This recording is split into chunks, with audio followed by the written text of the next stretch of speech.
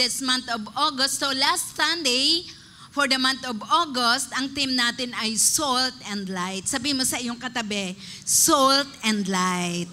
At dahil ngayon ay last Sunday for the month of August, meron tayong pag-aaralan na buhay ng isang tao, biblical character na naging salt and light para yung mga lessons sa kanyang buhay ay may apply din natin personally. Kasi nakita ko na napakaganda na of all the things na ating napag-aralan, paano maging salt and light sa mundong ito, meron tayong makikita na biblical example. Siyempre, unang-una ang ating Panginoong Jesucristo. Pero, meron ding tao na talagang nakita ko na ang kanyang buhay ay naging asin at ilaw sa sanlibutan na ito at napakagandang pag-aralan natin ang kanyang buhay. So, ang ating topic for this afternoon is about Joseph, a salt and light believer. Tayo muna manalangin. Aba, salamat po sa inyo sa mga oras na ito. Once again, nandito po ang inyong mga anak na handa pong makinig ng inyong mga salita ng buhay. Ang inyong mga anak na ito ay nauuhaw sa inyo po mga salita. Kaya nga po, habang ang bawat isa ay nakikinig sa inyong banal na salita, let the Holy Spirit speak to their hearts at kayo, Panginoon, ang maluwalhati. Salamat po sa inyo, aming Amang Diyos. Ito po aming panalangin. In Jesus' name, amen and amen. Joseph, a salt and light believer. So, para po sa mga iba na hindi pa nila kilala o hindi sila familiar kay Joseph ng Bible, umpisahan natin nung tinawag ng ating Diyos na makapangyarihan sa lahat si Abraham upang sa kanya unang magpakilala na merong Diyos na lumikha ng langit at ng lupa. Sapagkat nung una po, ang mga tao dito sa mundong ito ay sumasamba sa iba't ibang Diyos. Iba't ibang Diyos na hindi naman po totoo. Because of the love of God, tinawag po niya si Abraham of all the thousands of people in this world para sa kanya po mag-umpisa magpakilala at buhat sa kanya ay magkakaroon po ng lahi na tunay na sasamba, maniniwala at maglilingkod sa tanging Diyos na makapangyarihan sa lahat. So the Bible says na si Abraham ang naging tatay. Sa kanyang katandaang gulang na 100 years old ay pinanganak niya ang kanyang asawang si Sarah na 90 years old, si Isaac. Si Ismael po, yung unang anak ni Abraham when he was 85 years old, pero hindi po si Sarah yung nanay ni Ismael. Ang ipinanganak po ni Abraham kay Sarah ay si Isaac. At si Isaac naman po ang naging tatay ni Jacob at ni Esau. Pamilyar na po tayo sa kanila. Ito pong Jacob na ito, siya po yung pinangalanan ng Israel. So kay Jacob po, nag-umpisa yung 12 tribo ng Israel na tinatawag po sa Bible na patriarchs. The 12 sons of Jacob, including Joseph. Si Joseph po, yung pang-11 sa 12 sons of Jacob. At sabi po ng Bible, nung si Joseph ay 17 taong gulang, meron ba ditong 17 years old? Diyan sa balcony, when Joseph was 17 years old, he was taken captive by his brothers and sold to some Midianites who sold him to Potiphar, an officer of Pharaoh in Egypt as a slave. Napakabata pa po ni Joseph. Bata pa lang po siya. Talagang marami na pong revelation o kapahayagan ang Diyos sa kanya sa pamagitan po ng panaginip. At doon po sa panaginip na binibigay sa kanya ng Panginoon, actually, meron pong 2 dreams na binigay kay Joseph, ang Panginoon, na sa 2 panaginip na yon ay ipinahayag po na bagaman siya ay pang-11 sa kanyang mga 12 kapatid, alam niyo po doon sa dream ay pinahayag na siya ay magiging on top of all his brothers at maging sa kanyang tatay at nanay. So ito po yung naging dahilan kung bakit nagkaroon ng pagkainis, pagkagalit sa kanya ang kanyang mga kapatid. And one time, nung nagkaroon po sila ng opportunity, ang ginawa po ng kanyang mga kapatid, siya po ay inihulog po doon sa pit, sa isang balon. Pero nakumbikta, sabi nila, kung mamatay doon, magiging sagutin pa natin. Tama-tama po, may dadaan ng mga Midianites na merchants. Papunta naman po sa Egypt. So sila po noon ay nasa Canaan. Yung po lugar ng Israel ngayon. Dadaan po doon, so kinuha nila si Joseph mula doon sa balon at ibinenta doon sa mga Midianite merchants, men, at in turn naman po, ibinenta ng mga Midianites si Joseph kay Potiphar na isa naman po itong officer ni Paraon. Ang tawag po sa hari ng Egypt, King of Egypt, ay Pharaoh o Faraon po sa Tagalog. So dahil siya ibinenta, siya po ay naging alipin. So mula po sa pagiging isang anak, mayaman po kasi si Jacob. At si Joseph po, ayon sa Bible, kaya din kinainggitan ng kanyang mga kapatid, parang lumalabas na paborito ng tatay. Hindi po siya pinapag-alaga ng mga tupa, doon po siya sa bahay.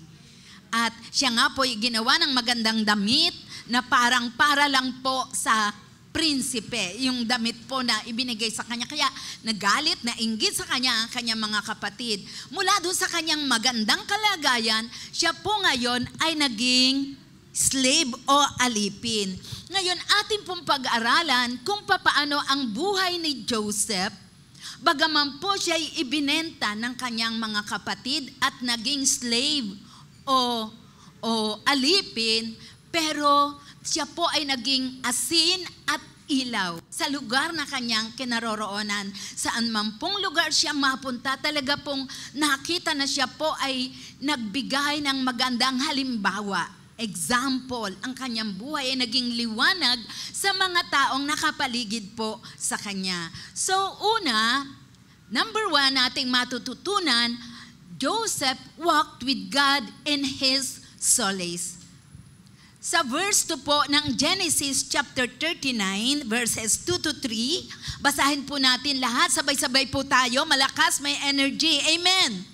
The Lord was with Joseph, and he became successful, and he was in the house of his Egyptian master. His master saw that the Lord was with him, and that the Lord caused all that he did to succeed in his hands. Napakalungkot po na yung isang bata, kabataan pa lang, mula sa kasama siya ng kanyang tatay at mga kapatid, at ang ganda po ng kanyang kalagayan. Para po bang senyorito, no? Ang kanyang kalagayan, pero ngayon ay alipin siya. So, napunta siya sa isang foreign land.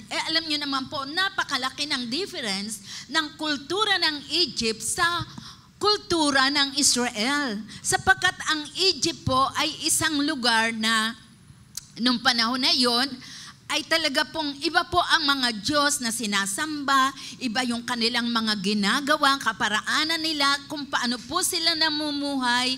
Hindi po alam ni Joseph kung ano yung language ng mga Egyptians. Imagine kung ikaw yung tao na yun na nag-iisa ka na nabenta ka doon bilang isang alipin. So, he was totally nag-iisa. Pero alam niyo po, kahit po siya ay nag-iisa at mula doon sa kanyang mataas at magandang kalagayan ay naging alipin, ang sabi po ng Bible, he walked with God. Siya po ay lubusan na lumakad na buhay na kasama ng Panginoon. At kaya nga po sabi sa ating text, he became a successful man doon po sa bahay ng kanyang master na si Potiphar. At tingnan niyo po ang sabi, his master saw that the Lord was with him. Dahil po nakita ni Potiphar, nakakaiba itong foreigner na ito. Bagaman po siya ay isang Hebrew o Israelite, pero ang ganda po ng buhay na ipinakita ni Joseph. Imagine, natuto po si Joseph as a slave na gigising ng maaga, magtatrabaho maghapon, kakain na lang kung ano yung pagkain na ibigay sa kanya. At yung pong trabaho ng slave, alam niyo po, hindi po madali. Mahirap po ang kanyang trabaho. Pero I believe, itong si Joseph doon sa lugar na kanyang kinaroroonan sa bahay ni Potiphar, talaga pong naging masipag. Hindi po siya yung patamad-tamad na lang, kundi talagang ipinakita po niya yung magandang halimbawa ng kung paano ka mamumuhay kasama ng mga ibang lahi bilang isang alipin. Kaya nga po nakita ni Potiphar na ang Diyos ay sumasa kay Joseph. Kasi yung lahat ng ginagawa ni Joseph ay pinagpapala ng Panginoon. Let's say, anumang iutos ni Potiphar kay Joseph, gawin mo ito, punta ka doon, lahat ay maganda yung nagiging bunga. At ang sabi po ng Bible, talaga namang itong si Joseph ay isang tao na si Potiphar mismo, nakita niya ang kakaibahan ni Joseph doon sa ibang mga slaves. Kasi madami pong slaves si Potiphar. Kasi captain of the guard po siya. Ang captain, officer of Pharaoh, kaya nga po, isa sa pinakamataas na pinuno sa Egypt. Pero kakaiba itong taong ito, sabi ni Potiphar. Talagang naging asin at liwanag si Joseph doon po sa lugar na kanyang kinaroroonan. At ano pong sikreto niya? Lumakad siya nakasama ang Panginoon. Kahit po pala tayo'y nasa ibang lugar, makikita mismo ng mga tao na ating kasamahan na kakaiba tayo. Kakaiba ka. Makikita na mayroong Diyos na sumasayo kasi kakaiba yung buhay mo. Diba? Hindi kagaya ng mga ibang tao. Tingnan niyo po, kaya nakita po natin that He was salt and light noong pong siya ay kinuha at nandoon sa bahay ni Potiphar in spite na siya po ay naging alipin. Kung tayo po kaya mapunta sa ibang lugar, no, tapos nag-iisa. Ano kayo makikita ng mga ibang tao sa atin? Ano kaya sila? Makikita kaya nila yung difference natin? O yung difference ba na yun ay better dun sa ating mga kasamahan? Magiging asin ba tayo? Yung magbibigay ng ganda sa buhay ng mga taong nakapaligid sa atin? Magiging liwanag ba tayo? So let us examine ourselves. Sino ritong napahiwalay na sa kanyang pamilya? Meron po ba? Yung mula sa kanyang family ay napatira sa ibang bahay o sa ibang lugar. Let's say namasukan. Ano kaya nakita ng mga tao na nakasama mo sa bahay? Kakaiba ka ba? Nakita ba na ang Diyos ay sumasayo? Siyempre, kayo na ang makakasagot niya. Number 2, na pagiging salt and light quality ni Joseph, he was a blessing to his master. Hindi lang po nakita ni Potiphar yung kaibahan ni Joseph sa kanyang pamumuhay, kundi naging source. Sabihin mo, source. Source of blessing si Joseph sa buhay ng kanyang master na si Potiphar. Sa verse 4 ng Genesis chapter 39, ang sabi po, so Joseph found favor in his sight. Sa paningin po ni Potiphar, and attended him, and he made him overseer of his house, and put him in charge of all that he had. Dahil nga po nakita ni Potiphar na itong si Joseph ay kakaiba, mapagkakatiwalaan. Kahit wala siya, si Potiphar, tapat na nagtatrabaho si Joseph, anumang paggawa niya, ginagawa ng maayos, diba? Excellent, efficient, talagang kakaiba, kaya ginawa niyang tagapamahala. Imagine, isa siyang foreigner, maraming Egyptian slaves, si Potiphar, pero hindi siya kumuha doon ng tagapamahala sa mga Egyptian slaves niya, kundi si Joseph ang kanyang pinili. At sabi sa verse 5, from the time that he made him overseer in his house and over all that he had, the Lord blessed the Egyptian's house for Joseph's sake. Diba? Bakit pinagpala ng Panginoon ang sambahayan ni Potiphar? Ibig sabihin, ang kanyang negosyo, ang lahat ng kanyang trabaho, maaring dahil kay Joseph, si Potiphar, dati sumusweldo ng 200,000. Kung sa ngayon sa pera natin, iningkrisan ni King Pharaoh, ginawang 500,000. Tapos yung mga pag-aari ni Potiphar, yung kanyang mga properties, nadagdagan. Yumaman si Potiphar. Why? Ang sabi, dahil kay Joseph. Siya yung ginamit ng Panginoon dahil nakatira si Joseph doon kay Potiphar. Pinagpala yung tao na yon, di ba? Ikaw kaya kapatid, pag tayo'y napatira sa isang tahanan, gagamitin ba tayo para mapagpala din yung tahanan na yon na ating tinitirhan? Tingnan niyo po ang sabi, the blessing of the Lord was on all that he had in house and field. Nagmultiply ang kayamanan nitong si Potiphar. Dati millionaire lang siya, naging billionaire because of Joseph. Kaya anong ginawa ni Potiphar? Sa verse 6, so he left all that he had in Joseph's charge. And because of him, he had no concern about anything but the food he ate. Lahat ipinamahala na kay Joseph. Diba? Wala na siyang pakialam. Hindi na nga niya tinatanong eh. Hindi na nga niya sinasabi, kumusta na? Ilan na ba ang aking mga alagang hayop, mga kamelyo, mga sheep, or mga iba't ibang mga property? So ano na nangyari sa business ko? Hindi na niya tinatanong. Ang tinatanong lang niya kay Joseph, ano bang ulam ko ngayon? Masarap ba ang luto? Yun lang pagkain niya, di ba? Pagkaganyan ang iyong boss na talagang sobra yung trust sa iyo. Kasi pinayaman siya ng pinayaman ng Panginoon because of Joseph. Tayo, dapat maging ganun din po tayo. Abag tayo napatira sa isang tahanan, tayo maging source of blessing. Yung taong titira natin, aasenso. Amen? Yayaman ng yayaman because of us. Kasi yung favor ng Lord na through us ay doon. Dadaloy doon sa tao na ating tinitirhan. Yung tao na kumupkup sa atin, bagaman tayo'y slave, pero tingnan nyo po, pinromote si Joseph at naging manager of all the household of Potiphar. Next, third na quality ni Joseph na siya naging asin at ilaw, ang sabi, he has great reverential fear and love for God. Ito po, dapat ito maging quality ng bawat isa sa atin. Yung magkaroon tayo ng mapagpitagang takot at pag-ibig sa ating Diyos na buhay. Sa paanong kaparaanan? Ang sabi po sa ating text, verse 6a, sabi, si Joseph ay gwapo. Now, Joseph was handsome in form and appearance. Gwapo ang mukha, pati katawan, macho, pang Mr. Universe. Sino kaya yun? Meron ba ditong ganon? Kaya, mahirap din pag sobrang gwapo eh.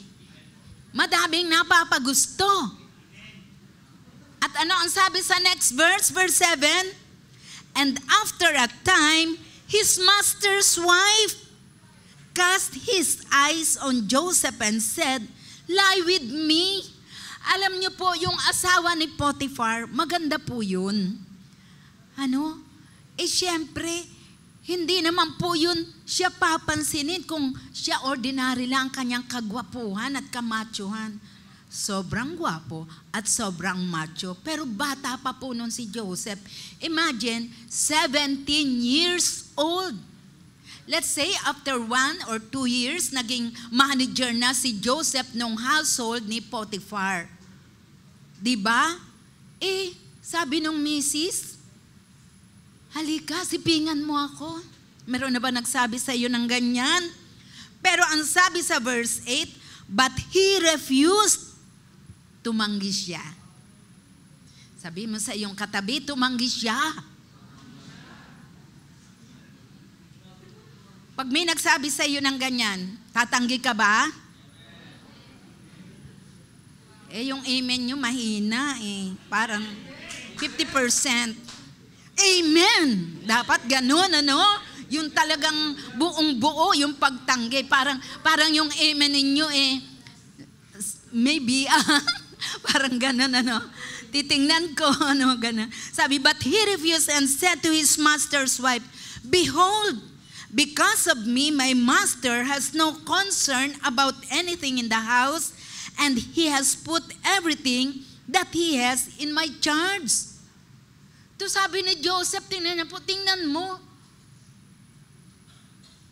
Sabi, ang aking master, ang aking boss, pinagkatiwala na nga sa akin ang lahat. Dito sa kanyang tahanan at ako na nga ang in charge lahat.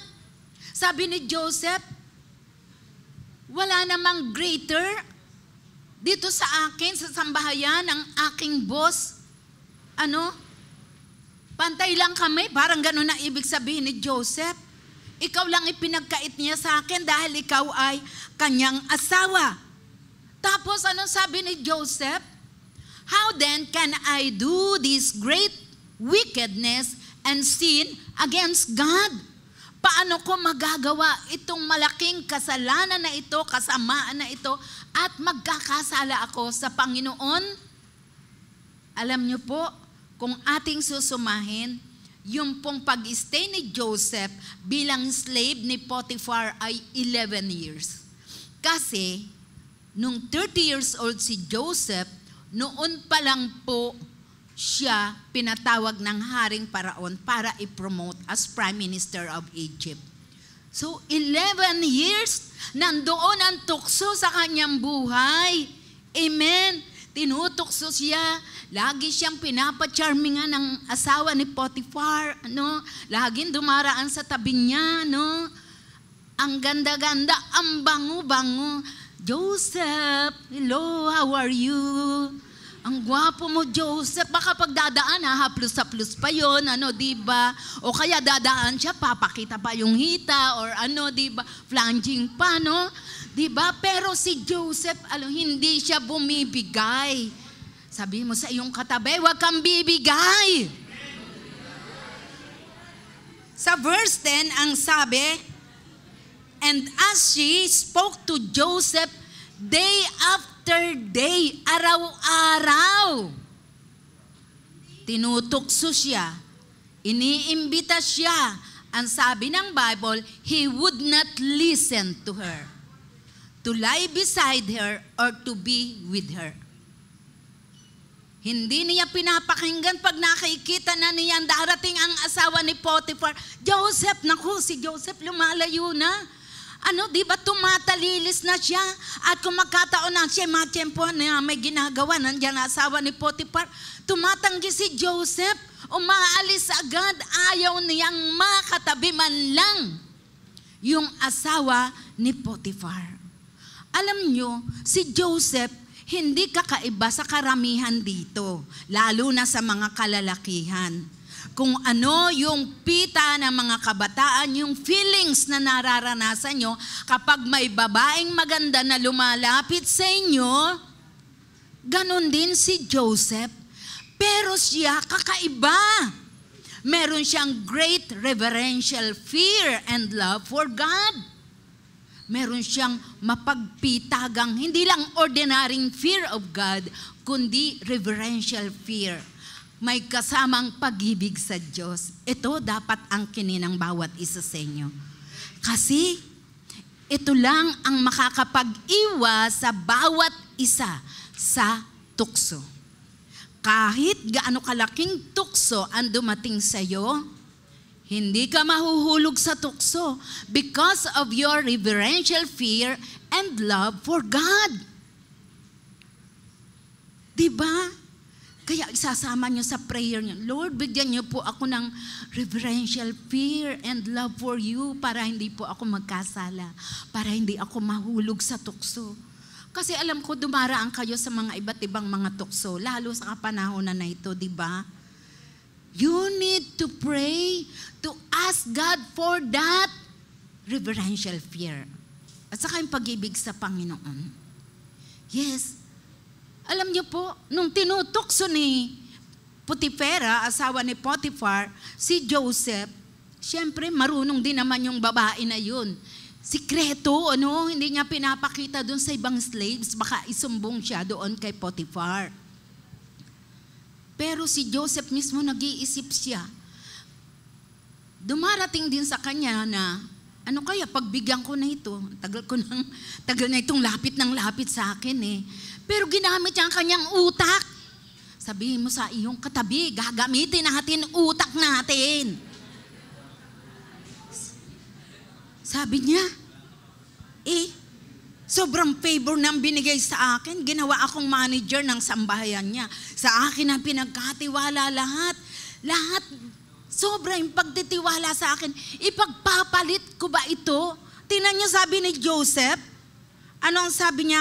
How then can I do this great wickedness? Magagawa ko ba itong malaking kasalanan na ito? Ipagpapalit ko ba ang buhay ko dito sa bagay na ito? At hindi lang magkakasala pa ako sa Diyos na buhay. Diba? Hindi siya napatukso sa panandaliang aliw. Ayaw niya sapagkat malaki ang kanyang pagpipitagan sa Diyos.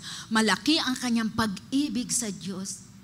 Kailangan lumago tayo sa ating fear of God. Lumago tayo sa ating pag-ibig sa Panginoon. Huwag maliit lang. Kaya nga ang utos ni Lord sa atin you shall love the Lord your God with all your heart, with all your soul, with all your mind, and with all your strength. Kasi pag konti lang ang pag-ibig mo sa Panginoon, pag may tuksong dumating sa iyo, maliit na tukso lang, bibigay ka.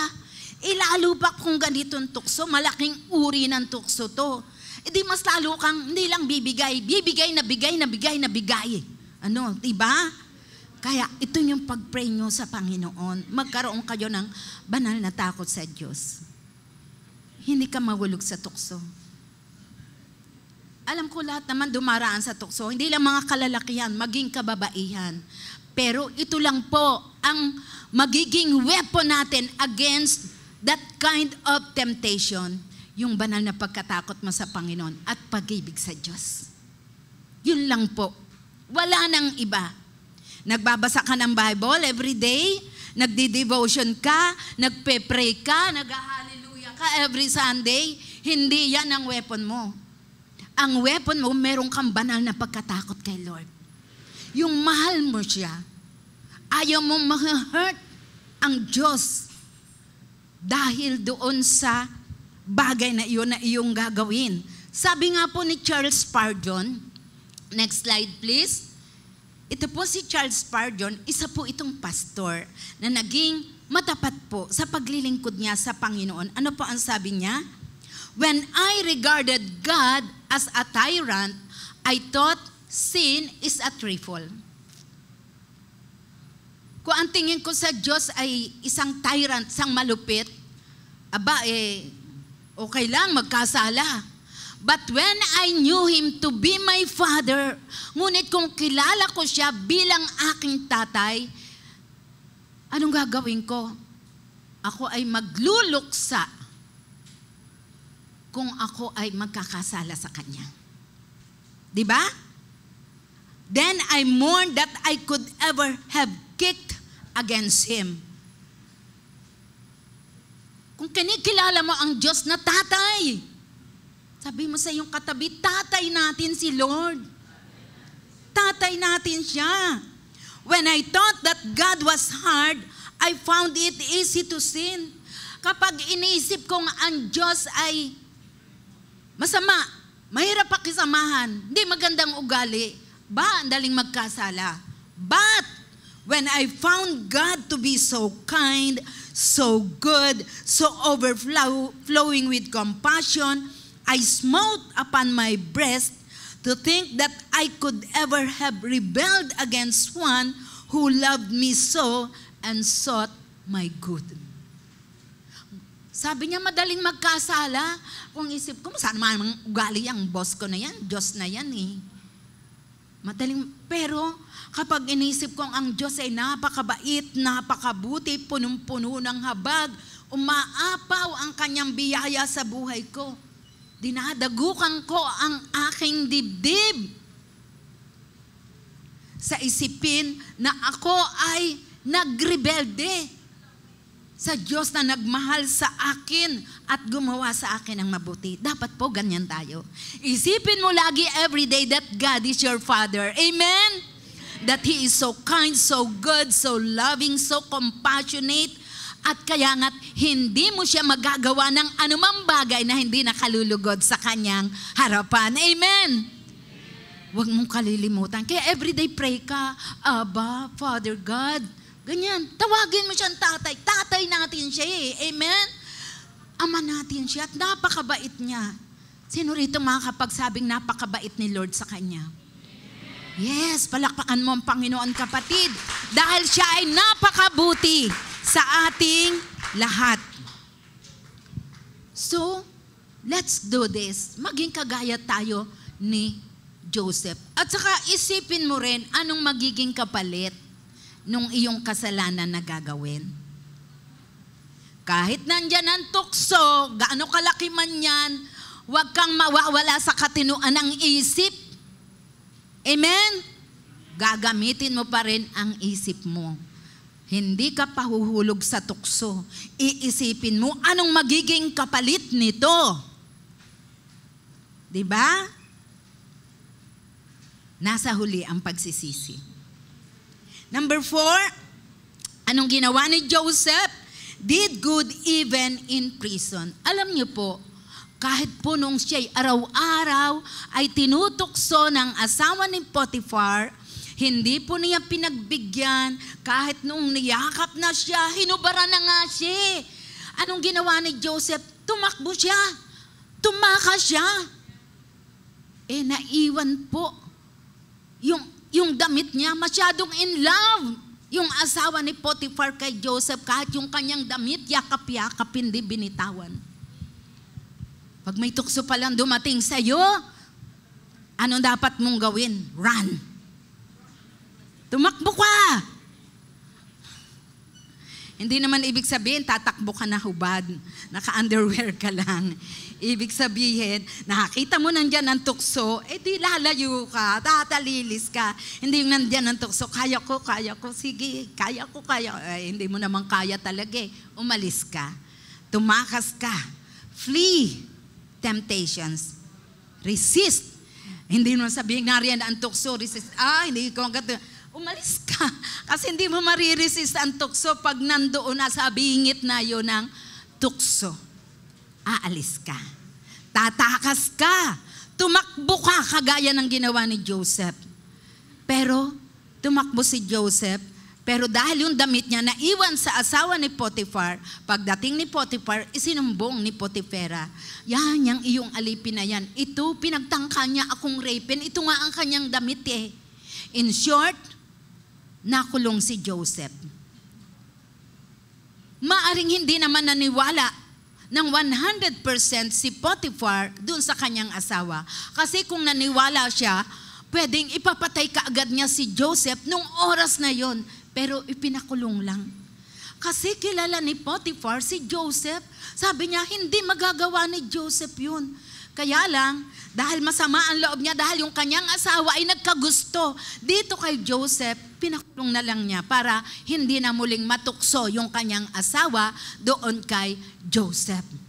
Pero even in prison, alam niyo po, si Joseph, hindi siya nagmukmuk doon, hindi siya nagalit kay Lord, hindi siya nag-complain, hindi niya sinabing, Lord, naging matapat naman ako sa iyo, bakit po ako pa nakulong? Bakit nangyari sa akin ito? Kahit nandoon siya sa bilangguan, gumawa siya ng mabuti. Anong ginawa ni Joseph?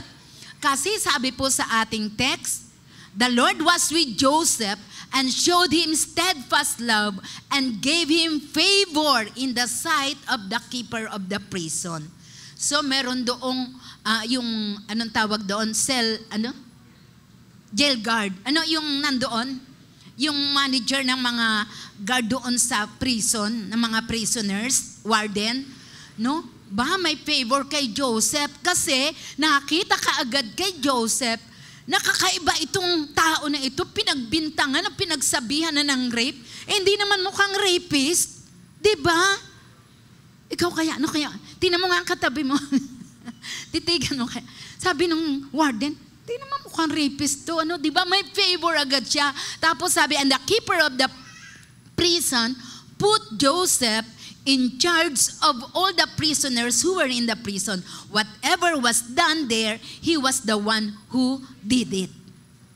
Pinagtiwalaan kaagad si Joseph ng pamamahala doon sa lahat ng mga prisoners. At alam niyo po, lahat ng nangyayari doon sa loob ng bilangguan, sa ilalim po yon ng palasyo ng Paraon. Ang sabi, si Joseph ang nakakaalam. At naging matagumpay po lahat. Ibig sabihin, nung nasa bilangguan, si Joseph ang nagko-comfort dun sa ibang mga bilanggo. Si Joseph yung kumakausap sa kanila one-on-one, at kaya nga po yung mga prisoners, natututo po sila na humingi ng tawad at meet ang mga sins nila kung talagang sila'y nagkasala. Kung meron doon nag-aaway na pagkakasundo ni Joseph, yung mga kaso talagang naaayos po, nagiging smooth ang flow doon po sa kulungan because of Joseph. Siya po ay naging asin at ilaw kahit siya ay nasa bilangguan. Yung mga bilanggo ay nagkaroon doon ng nakakita ng liwanag. Hindi na po sila nagkakaroon ng parang, di ba, mga bilangguan natin, di po ba nag-aaway-away ang mga prisoners? Pero kung si Joseph ay nasa New Bilibid prisons, siguro hindi mag-aaway-away yung mga bilanggo. Magiging maayos. Wala na sigurong mga magbebenta doon ng mga drugs. Ano, di ba? Wala nang magpapatayan. Wala nang magsasakitan sa isa't isa. Di ba kung ano si Joseph? I believe, nung nasa bilangguan si Joseph, nagsishare si Joseph na merong Diyos na makapangyarihan sa lahat at siyang tutulong sa buhay ng mga bilanggo para sila ay mapaganda at mapaayos ang buhay. At alam nyo, meron doong dalawang bilanggo. Magkaaway. Yung butler and baker. Diba? Butler and baker. Yung tagagawa ng tinapay at prepare ng drinks ng hari. Magkaaway po yun. Kaya sila na bilanggo, nag-aaway sila. Pero doon sa bilangguan, hindi po sila nag-away. Pinag-ayos sila ni Joseph. Yun nga lang po, yung mga dreams nila, in-interpret ni Joseph, tama po yung interpretasyon, yung isa ay nabalik sa pwesto, yung isa naman po ay pinapatay. Diba? He was killed, pinarusahan na Faraon. So, hindi po yun natin topic. At alam nyo po, ilang years na nabilanggo si Joseph? 2 whole years. Matagal po yun. Sa bilanggo ang ganun ka. Pero kay Joseph, nagtiyaga siya kahit siya nasa bilangguan, kahit wala siyang kasalanan, he was very innocent, he was very pure, so chaste, and so masipag, so faithful, so trustworthy. Nasa kanya na mga katangian, pero nakulong siya. Walang nakitang anumang negative na attitude o character sa kanya. Mabuti pa rin ang kanyang ipinakita sa harapan ng mga tao at sa harapan ng Diyos. Naging asin at ilaw siya doon sa kulungan. Number 5, Joseph remained humble, giving glory to God. Kasi po, nung naginip nga po, yung dalawang servant ng hari, yung tagagawa ng tinapay at yung gawa ng maiinom, yung isa po ay na-restore sa pwesto, samantalang yung isa ay pinapatay. Sabi ni Job, sige, pagbalik mo kay Paraon, huwag mong kalilimutan na yung patungkol sa kaso ko, kasi inosente naman ako talaga. Pero nakalimutan po nung baker. Diba? Nakalimutan po. Kaya, ang sabi, nakaabot pa ng 2 years si Joseph, pero dumating ang time, si Paraon naman ang nanaginip. At naalala po yung interpretasyon na ibinigay sa kanya. Kaya ipinatawag si Joseph in short, at nung ikinuwento ng Paraon ang panaginip kay Joseph, anong sabi po ng Paraon? Sa verse 15, I have had a dream, and there is no one who can interpret it. I have heard, narinig ko, it said of you that when you hear a dream, you can interpret it. Narinig ko na kapag kinakarinig ng panaginip, kaya mo itong bigyan ng kahulugan. Pero ano po ang sagot ni Joseph sa verse 16? Basahin ang lahat sabay-sabay. Begin! Joseph answered Pharaoh, it is not in me. God will give you a favorable answer. Tingnan niyo po, naging nanatiling humble si Joseph at ibinigay ang kalwalhatian sa Panginoon. Hindi niya sinabi na, opo, kaya ko pong bigyan ng kahulugan ang panaginip niyo. Yung pong panaginip ng butler and baker po ninyo, na-interpret ko po, tama-tama po, accurate na accurate po, 100%. King Pharaoh, kaya yung panaginip po, kaya ko din po yung interpret. Hindi. Sabi niya, it is not in me, hindi po sa akin. Ang Diyos po ang nagbibigay ng interpretasyon. So, ibinibigay niya ang kalwalhatian sa Diyos na buhay. Nanatili po siya na mapagpakumbaba. Bagaman nung bata pa siya, na nagkukwento siya ng mga panaginip niya sa kanyang mga kapatid, medyo may pride po siya noon. Ako, binibigyan ako ni Lord ng mga panaginip, maghahari ako sa inyong lahat. Pero, nung siya'y naging slave na, natuto na po siya. He was broken.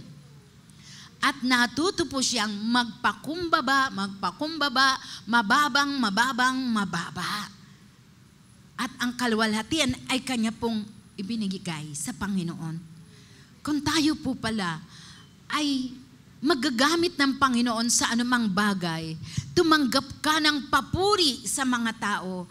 Sabihan ka man na nabalitaan ko, ang bait-bait mo daw. Ikaw daw ay talagang puspos ka daw ng Holy Spirit.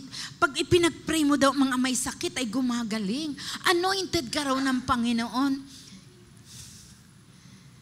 Biyaya po ng Panginoon pero talaga tumataba yung puso mo. Opo, talaga pong pero sabi mo, biyaya ng Panginoon, pero glory to me yun. Ano? Yung sabi mong, biyaya po ng Panginoon, pero ang kabaligtaran nun ay glory to me, di ba? Alam niyo po, pag makita ng Diyos na tayo ay nagpapakumbaba, grabe, makikita po natin ang saganang patotoo ng Diyos sa ating mga buhay. Magpapatuloy ang flow ng blessings ng Lord. Alam niyo si Joseph, sa kanyang pagpapakumbaba, ibinigay po sa kanya ng Diyos yung interpretasyon sa panaginip ng Faraon. Napakahirap po nung kanyang mga panaginip na interpret. Pero kay Lord, pag ang isang tao ay kanyang binigyan ng paliwanag, wala pong mahirap. Kaya nga po, na-interpret ni Joseph yung pong panaginip ng Faraon. At in short, because of the interpretation of Joseph doon sa panaginip ng Faraon, dapat po talaga ang mangyayari sa Egypt, magkakaroon po ng 7 taon ng tagtuyot at taggutom, mamamatay ang maraming mga tao at mga hayop. But because of Joseph, na ginamit ng Diyos para ma-interpret yung panaginip ng Faraon, na paghandaan po yung pagdating po nung tagtuyot at taggutom na yun. In short, hindi po nagutom at hindi yung mga tao hindi po nangamatay, bagkos ay nagamit pa ng Diyos ang Egypt para suportahan ang maraming mga bansa para hindi po mamatay. Sapagkat yung pong famine and drought nung time na yon ay sa buong mundo nangyari. At imagine, because of Joseph at sa wisdom na binigay sa kanya ng Panginoon, nakapagtipon ang Egypt ng napakaraming mga pagkain. At pag may pumupunta sa kanila na mga taga-ibang bansa para bumili ng mga grains, ng mga pagkain, ay kanila pong napagbebentahan. Ginamit ang Egypt because of Joseph. Tingnan niyo po, patuloy yung pagpapala ng Diyos sa buhay nitong man of God na ito because of his humility. Gusto mo ba na ang blessing ni Lord ay magpatuloy sa buhay mo? Huwag kang magkaka-pride. Lagi kang manatiling mababa. Sabi nga sa isang kasabihan, huwag mong kalilimutan na ikaw ay nakatuntong pa rin sa lupa. Nandiyan ka pa rin sa lupa. So, dumating po yung time na yung kanyang mga kapatid, next slide, ay mula sa Kanaan, nagkaroon din po kasi ng taggutom doon sa Kanaan eh. Kaya yung kanyang mga kapatid, inutusan ng kanilang tatay na si Jacob na pumunta sa Egypt para bumili ng mga pagkain. Eh syempre, kahit 17 years old pa lang si Joseph noon, nung dumating yung kanyang mga kapatid, kilala niya yung kanyang mga kapatid. Pero alam niyo po, sa halip na gantihan ni Joseph ng masama ang kanyang mga kapatid, ginawa niya ng mabuti. He overcame evil with good.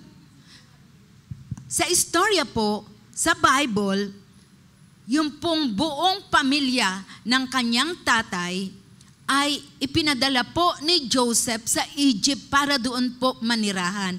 And because of Joseph, pinatira po sila, doon po ay 70 people pa lamang.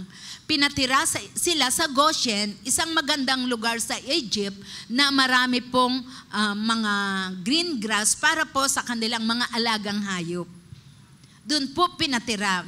Naging evacuees na po ang mga Israelites, yung pamilya po ni Joseph sa Egypt. Ginamit po si Joseph. Tingnan niyo po, kabutihan ng iginanti ni Joseph sa kanyang mga kapatid. Hindi niya iniisip na, naku ngayon makakaganti na ako sa inyo, hayaan kong kayo maggutom at mamatay. No. Diba? Ginantihan niya ng mabuti. Kasama po yung kanyang tatay, buhay pa po noon. Pero nung namatay na po ang tatay ni Joseph, syempre kinabahan na yung kanyang mga kapatid. Naku, patay na si tatay. Baka ngayon, gantihan na tayo ni Joseph dahil sa kasama ang ginawa natin sa kanya. Baka patayin niya tayo, ang ating mga pamilya, ganun, hindi na niya tayo susuportan. Takot na takot ang kanyang mga kapatid. Kaya, nagkunwari pa nga yung kanyang mga kapatid, ay, lapit tayo kay Joseph. Sabihin natin, bilin ni tatay, mamahalin mo ang iyong mga kapatid, wag mo silang gagantihan ng masama. Naglubid-lubid pa sila. Hindi naman talaga yung sinabi ni Jacob sa kanila. Pero alam niyo po, napighati si Joseph kasi hindi pa rin naisip ng kanyang mga kapatid na siya ay isang salt and light, isang mabuting tao. Kaya dito sa verse 19, mababasa natin sa verse 19, but Joseph said to them, do not fear, for am I in the place of God? Huwag kayong matakot, ako ba ay nasa lugar ng Diyos? As for you, you meant evil against me, but God meant it for good to bring it about that many people should be kept alive as they are today. Para sa inyo, masama ang plano ninyo. Gusto nyo masama ang mangyari sa akin. Pero yun, ginamit yun ng Diyos. Maganda ang plano ng Diyos. Ginawa ng Diyos yung bagay na yun na mangyari para maraming mga tao ang hindi mamatay. Kaya marami ngayon buhay. Hindi sila nangamatay, kabilang kayo. Kaya sabi sa verse 21, so do not fear. I will provide for you and your little ones. Thus, he comforted them and spoke kindly to them. Inaliw pa ni Joseph ang kanyang mga kapatid. Sobrang bait, ganyan ka ba? Na yung taong gumagawa o gumawa sa iyo ng masama, after nagkaroon ka ng opportunity na ikaw naman ang makakaganti. Iko-comfort mo ba yung tao na yun? At mabait ka pa rin ba sa kanila? Alam nyo, ganun po si Joseph. He comforted his brothers at sabi, he spoke kindly to them. Hindi ko kayo pababayaan, pakakainin ko kayo, pati mga anak nyo, mga pamilya nyo, hindi kayo magugutom. Hanggang ako'y nandito, maganda ang magiging kalagayan nyo. Diba? Joseph overcame evil with good. Ito po maging prinsipyo natin sa ating buhay. Na kung tayo ay gagawan man ng masama o ginawan man ng masama ng sinumang tao, palitan mo ang kasamaan ng kabutihan. Amen? Sabihin mo sa iyong katabi, overcome evil with good. Ang ganda po niyang prinsipyo na yan. Alam nyo, kung ganyan po ang ating magiging buhay, talagang magkakaroon po ng peace on earth and goodwill to men. Ano? Yung pangarap, yung kapahayagan ng Diyos, talagang mangyayari na po sa buong mundo. Kapayapaan, kagandahan, kasiyahan sa lahat ng mga tao na nanahan sa mundong ito. Maging salt and light ang bawat isa sa atin. Number 7, the last but not the least, Joseph trusted God's promise till his death. Hanggang sa kanyang kamatayan, nagtiwala po si Joseph sa pangako ng Diyos. Sapagkat ang Diyos ay nangako kay Abraham, kay Isaac, kay Jacob, na pagkatapos na sila ay maging alipin ng mga Israelita sa Egypt, darating ang time na sila ay kukunin muli ng Panginoon at ibabalik sa lugar ng Kanaan. Ang Kanaan po ang promised land. Napakatagal po. Alam niyo po, 430 years ang mga Israelites na nanatili sa Egypt as slaves. Tingnan niyo po. Pero si Joseph po, nabuhay siya, sabi ng Bible, 110 years old. Pero nagbilin po siya. Sabi po sa verse 24 ng Genesis chapter 50, and Joseph said to his brothers, I am about to die, but God will visit you and bring you up out of this land to the land that He swore to Abraham, to Isaac, and to Jacob. Tingnan niyo po, hindi nagmaliw, hindi nag-waver si Joseph sa kanyang pagtitiwala, pananampalataya sa pangako ng Diyos na buhay na makapangyarihan sa lahat. In spite of so many years na ang daming nangyari sa kanyang buhay, nanatili siya na nagtitiwala sa Panginoon. Sa verse 25, then Joseph made the sons of Israel swear, saying, God will surely visit you, and you shall carry up my bones from here. Kayo, tiyak na dadalawin kayo ng Panginoon. Sinasabi ni Joseph, tapat ang Diyos sa kanyang pangako. Kukunin kayo ng Panginoon mula sa lugar na ito at dadalhin kayo sa lupang pangako. At ang aking mga buto ay inyong dadalhin doon. Kaya nga po, ayon po sa history, yung pong katawan ni Joseph, yung kanyang coffin, hindi po yan inihukay, hindi inilibing sa ilalim ng lupa. Nandun lang po yung coffin niya. Nakikita ng mga tao yung kanyang, ataol. No? Hindi po inilibing sapagkat bilin po ni Joseph na pagdating ng panahon na yon, ang kanyang ataol, ang kanyang mga buto ay dadalhin ng mga Israelites doon po sa lugar ng Canaan. At mababasa po natin sa Bible na nang umalis na nga po ang mga Israelita sa Egypt, pagkatapos po na sila ay pamunuan ni Moses, talagang dinala po nila ang mga buto ni Joseph. Anong pinakikita rito? Sobra yung pagtitiwala na pinakita ni Joseph sa pangako ng Diyos. Sinabi niya sa mga Israelita, tapat ang Diyos. Hindi siya nagmamaliw sa kanyang pangako. Hindi siya sinungaling. Tunay na tapat siya. Alam ni Joseph na mangyayari yun. God will surely visit you. At ang aking buto ay inyong dadalhin sa Kanaan. Hindi niya sinabing, maaari o pag pag dinalaw kayo, pag tinupad ng Panginoon ang kanyang pangako, hindi, walang kapag. Kundi ang sabi niya, tiyak na ang Diyos ay dadalaw sa inyo. Diba? 100% yung pagtitiwala ni Joseph sa Diyos na makapangyarihan sa lahat. Tayo rin po, mga kapatid. The Bible is encouraging each and every one of us to trust in the Lord with all our hearts. Kung ano man ang kanyang mga pangako na ipinahayag sa kanyang banal na salita, magtiwala po tayo. Amen. God is not man that He should lie, neither the Son of Man that He should repent. Whatever He has promised, He will fulfill.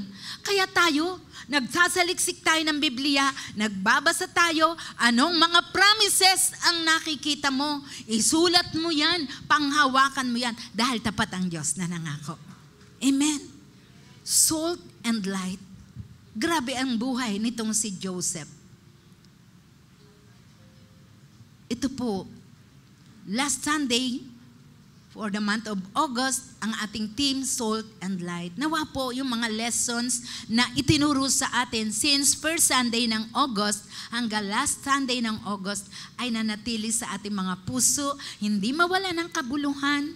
At itong example na ipinakita ni Joseph kung paano siya nagtiwala sa Diyos na makapangyarihan sa lahat, maging ganun din po tayo. Lalo na ngayon na tayo ang ating Panginoong Jesus ay nagkatawang tao na. Ito po panahon ng Old Testament nangyari, hindi pa nagkatawang tao ang ating Panginoong Jesucristo para tubusin ang kasalanan ng tao. Hindi pa naipakilala ni Lord kung sino at ano talaga ang mga katangian ng Diyos na makapangyarihan sa lahat.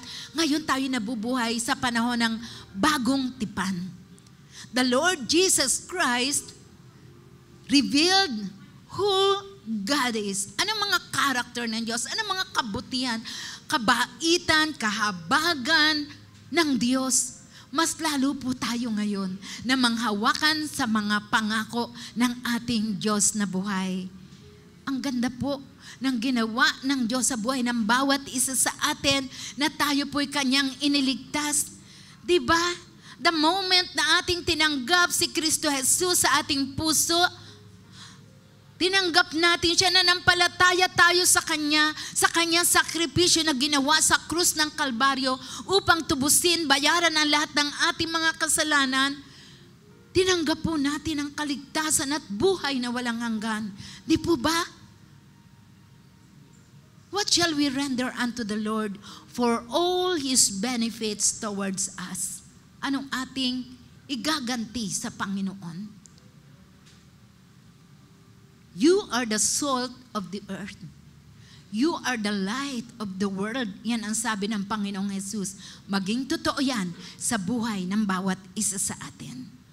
Ngayon, kung mga nakaraang taon, araw, buwan ng buhay natin, marami tayong failures na ginawa. Marami tayong mga mistakes, mga sins na nagawa sa buhay natin. Magsisi tayo sa ating mga kasalanan.